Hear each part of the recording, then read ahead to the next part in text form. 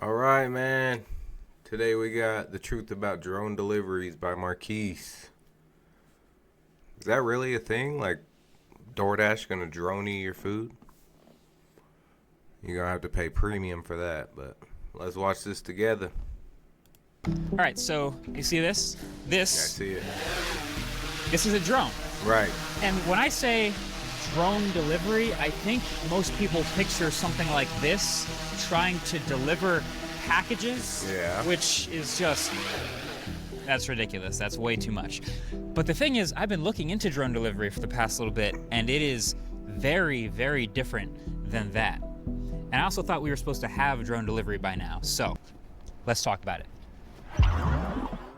He thought we were supposed to have it already? All right, here's a crazy stat. 85% of all of Amazon's deliveries Right. are under 5 pounds. 85%. And that's from Amazon's own numbers. We're can talking see about their that. own aerial delivery service that they've been pouring millions of dollars in development for years into. And then I saw videos of it, and it looks like this. This thing hovers down to like 15 feet off the ground, drops the package on the ground, and then the propellers kind of blow it away, and then it takes off again. This seems a little insane to me. I'm obviously not going to trust this with anything fragile. I would never order a GPU or a smartphone Right. and watch it get dropped on the ground like that. It's also going to be loud. And that thing is huge, if you couldn't tell by the scale of the stuff in the videos. So they started testing in I feel like humans and people are just so horrible. They would just freaking jump and grab this thing and just try to keep it. I don't know. That would be a lot of problems for Amazon. California and Texas, but I haven't really heard much from them otherwise on that. Apparently, Alphabet also has a project called Wing, another drone delivery system. The website is very promising, but I punched in my own address and a bunch of others, and I can't seem to find any areas where they're actually doing this. So maybe if these huge companies aren't nailing it, then it's just not practical in general, and like it's not something we can expect anytime soon. But on the other hand, I feel like I can think of just a couple nice, neat little examples, these perfect little use cases where it makes a ton of sense. Like, let's say you're a new parent at home and Right. you just ran out of baby formula and you need more of it ASAP, but you can't really leave the house with the baby. Drone delivery. Or maybe I'm out somewhere at a remote place and I cut myself and I need first aid and a car can't get to me, but a helicopter is a little bit overkill. Drone delivery. Or even just for that DoorDash. Like, surely we don't need a 4,000 pound private taxi for our burrito every single time, right? That's true. Drone delivery. So I'm digging into this, and it turns out there is one company that is huge in this space, far bigger than the other big companies I've been looking at, and they are by far the largest autonomous drone delivery fleet in the world at this point. They're called Zipline, and what they've been showing is way more advanced than anything from Google or Amazon. So I had to go check it out for myself. They didn't sponsor this video or anything like that. Basically, they were just nice enough to pull back the curtain and let me ask a bunch of questions that I have about drone delivery. And now I have all the answers. All right. Let us know what it is, Marques. All right, finally a nice weekend out in the middle of nowhere. Is he gonna Just order me and from a it? frisbee. And I think I Bro. forgot my power bank. That's crazy. The one thing I need. Hold on a second. Let me just place an order. And done. It says ETA 30 seconds. Yeah, right. Okay, great. Okay, this is... He's That's faking it. Perfect. Just 20 or so more seconds. Oh. Yeah, that tracks.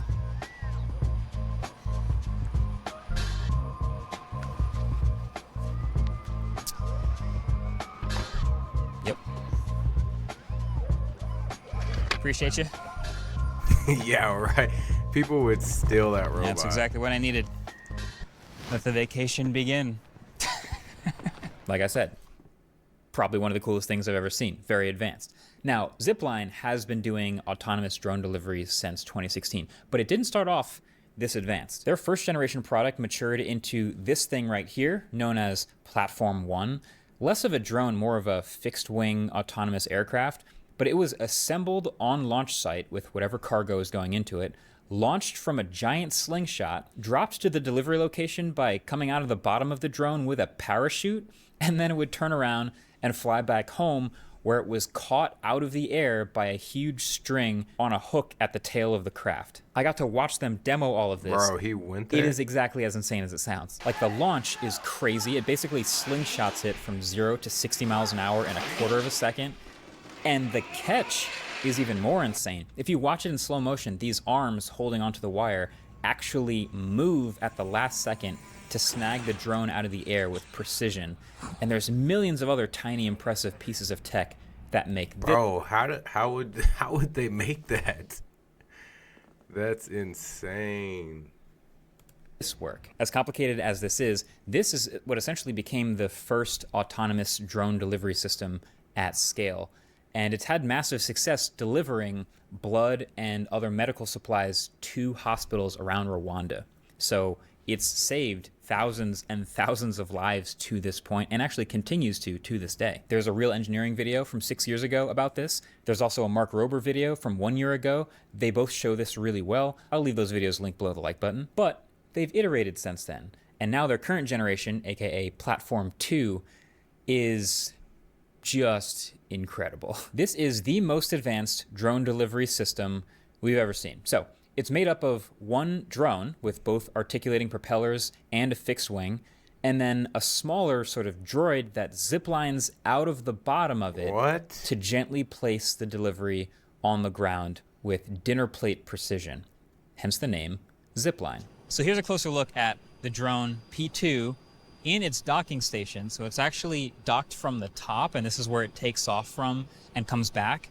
The bottom part here is where that zipline drone comes out, but you can see the rest of the body is actually mainly styrofoam, and this wing here, carbon fiber, super rigid, super light. Weight is at an ultra premium. The battery's stored up in the front here, and this entire thing with the motors, the propellers, this articulating propeller to switch between forward flight and hover flight, 55 pounds, which is pretty ridiculous. So then this is the Zip. This is the little droid that gets lowered down from this point here to actually deliver the package. And there's still a ton of tech on this as well. First of all, this is how they load it up. All carbon fiber on the inside. The bottom is the two doors, which is the floor, but it also slides left to right to open, and it has these feet. But then it has the thrusters. So this is the big thruster on the back, which can move it forward and backward. But there's also some right here and right here, which can combine to turn it and change its orientation. So it's using all of that, plus the sensors at the bottom to see what's below it, to orient itself, to place it exactly where it needs to be, open the floor, drop it off, and then zip right up. And all it weighs like 5 pounds. It's crazy light. So here comes the drone. This is how it works.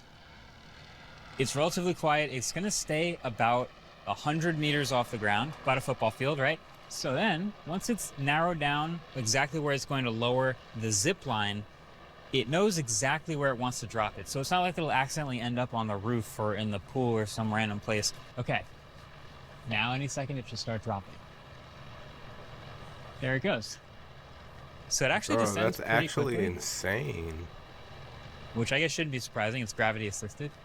But now it's going to drop down, and it's actually looking at the ground. So if something does get in the way, and if there's a dog there, some random unexpected something, then it will sort of move around and adjust. But drops it off. You know, there could be so many problems with this though. Like if a dog came right here, it was just woo woo, you know, doing what a dog does because he sees a drone flying in the sky right above him. It's gonna adjust this way. Dog's gonna follow it. It's never gonna be able to deliver it. The dog's just gonna keep following it, right? Am I crazy? Or there's gonna be some punk teenagers or some kid. That's a perfect example. A little 7-year-old kid goes, you know, "Mommy, your package is here," and then runs out, grabs this rope, and pulls on it. What is Zipline gonna do? They're gonna come drive out to recover their drone? Probably, but that might happen more than they think. I don't know, man. Floor opens, floor closes, and then it gets pulled back up like a fishing line, and there's the thing that I ordered. There is just an incredible amount of tech making this happen autonomously. GPS, computer vision, material science. We all know we're not in a perfect world. It's so cool that it all comes together and actually works. But I know if you're anything like me, you're watching this and it's cool and everything, but you still have a ton of questions in the back of your head, logically speaking, about how this can work. And don't worry, I had the same questions, so I asked them. And these are the answers. Talk to me. Okay, so probably the number one question, how loud is it? Because I don't want drone deliveries if it means I have to hear this loud buzzing sound all day. That would be terrible. And so the answer is actually really encouraging. So they have a whole team of people working on the acoustical engineering problem. That is quiet drones. And they're messing with different propeller designs and algorithms to spin the propellers at different speeds during different stages of flight to minimize harmonics. Combine all that with the clever zipline method, which means the drone never actually gets below about 100 yards up, like a football field away from people when it starts dropping the little droid. And so the result is it's actually shockingly quiet, especially when compared to like a normal consumer drone like a DJI Mavic or something, which has this really piercing sound. Oh yeah, that would be annoying.